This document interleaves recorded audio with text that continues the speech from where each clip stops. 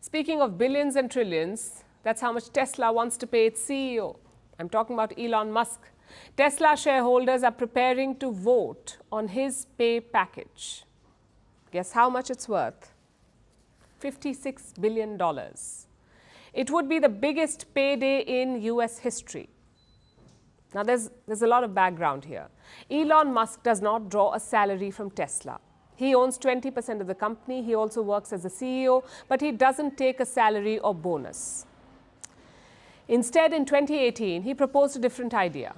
What if he was paid based on Tesla's performance?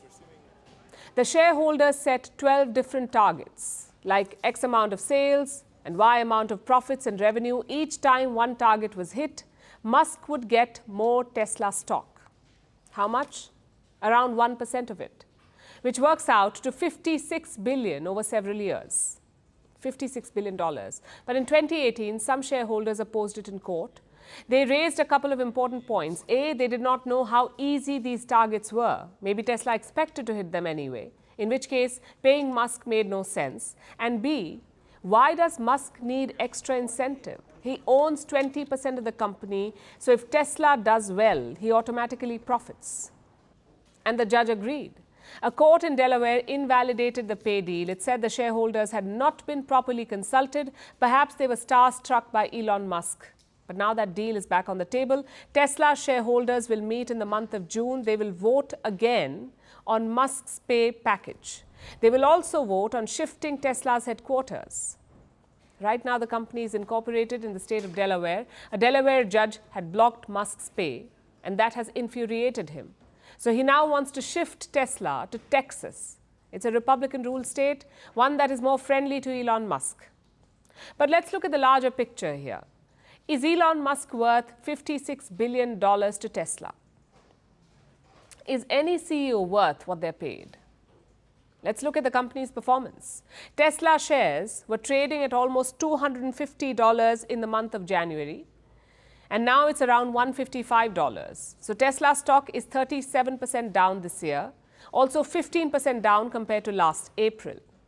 And it doesn't end there. Tesla has also lost its electric vehicle crown. For years, Musk's company was the biggest producer of EVs in the world, but last year BYD overtook them, the Chinese company. They made more EVs than Tesla.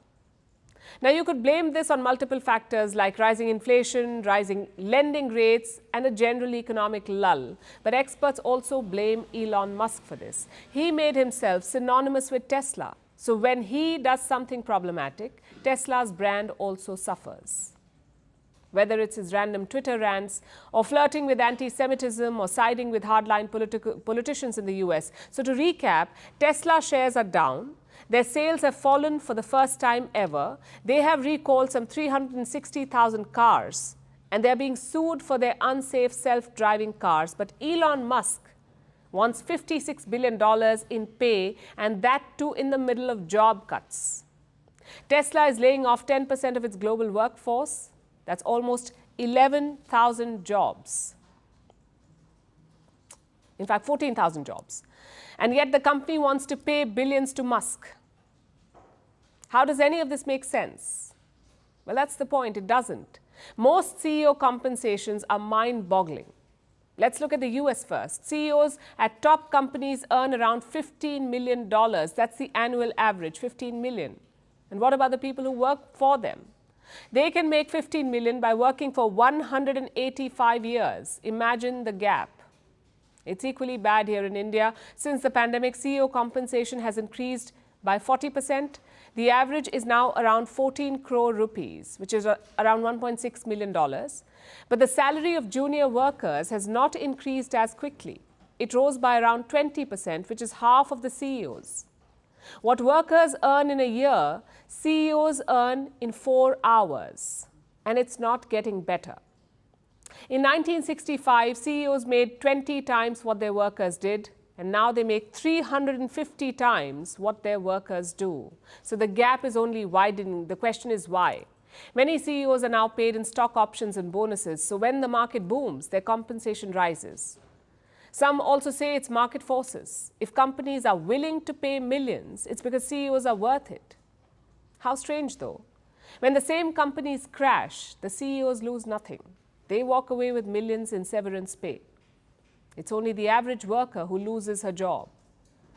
Now, don't get us wrong. We are not saying that CEOs should not be paid enough or should be paid like other workers. Each job has its own skill level. Each job also has its own responsibility. For example, when a Tesla self-driving car crashes, the workers are not affected, but Elon Musk will be dragged to the US Congress and he will face legal charges. But does that justify $56 billion in payments? We'd like to hear from you.